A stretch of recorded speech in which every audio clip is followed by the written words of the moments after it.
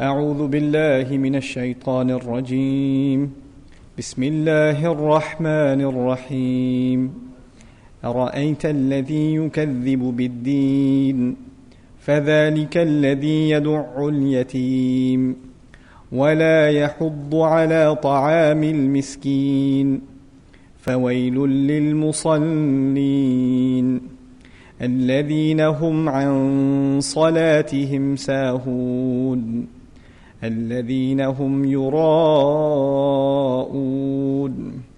ويمنعون الماعون.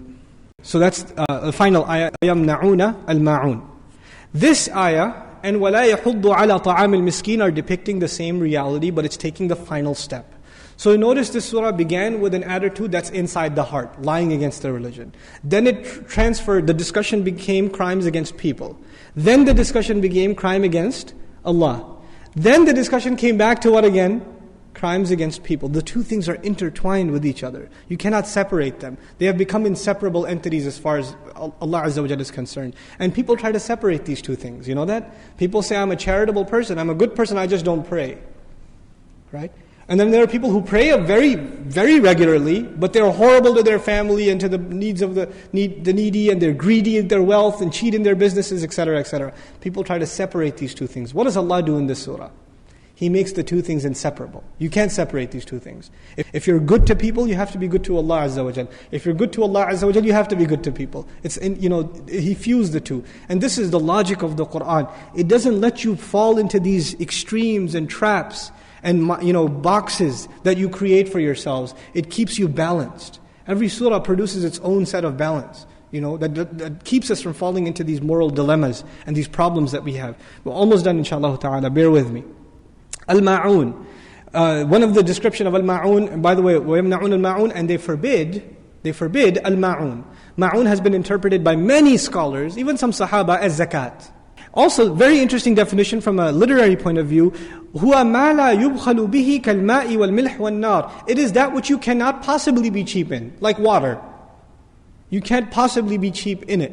But Allah says at the end of this surah, they forbid even ma'un. They are that cheap.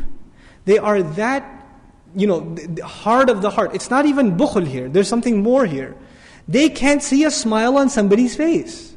They can't find themselves doing something good for someone. The first thought that comes in their mind is, why should I help him? Why should I help you? Why should I give you some help? Why should I give you a ride? I don't care. I don't owe you anything. I don't need this. This attitude, not that I can't, not that you need to use it if you don't use it. I just don't want to. I don't like you. I don't want to help you.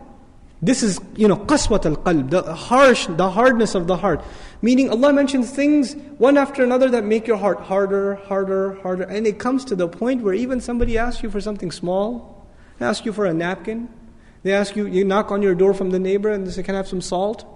No! And you slam the door in their face. Think they're going to get salt from me?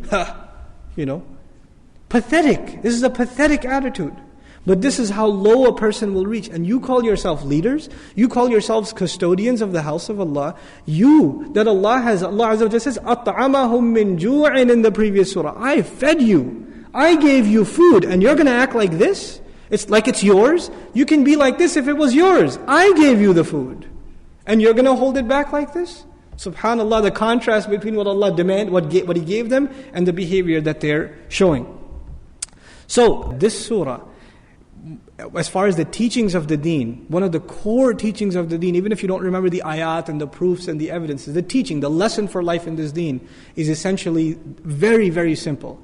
The two things that will keep your heart soft and prove to you that you are not in denial of the final reward and punishment. The deen, that deen. The two proofs of it are how you pray and how much you give.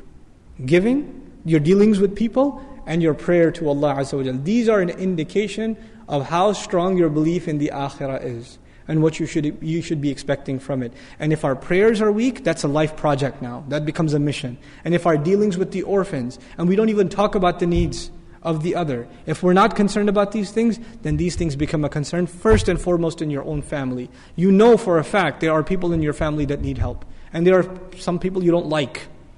You don't like your cousin, you don't get along with him, but he needs help. You don't like your aunt, she yells at you, she's annoying, but she needs help, she's financially in need. These people deserve it no matter what, because you're not doing it for them. You're doing it because it proves to you for yourself, and inshallah ta'ala it's a case with Allah that you believe in being paid back in the end. May Allah Azza wa Jal make us of those who believe truly in our hearts. May Allah Azza wa Jal correct our prayers and keep them from these despicable acts. May Allah Azza wa Jal make us the best to each other and to all of humanity, and make us living models of the beauty of this deen. Barakallahu li wa lakum fil Qur'an al-Hakim, wa nafa'ni wa iyyakum bil ayati wa dhikr al-Hakim. Wassalamu alaikum wa rahmatullahi wa barakatuh.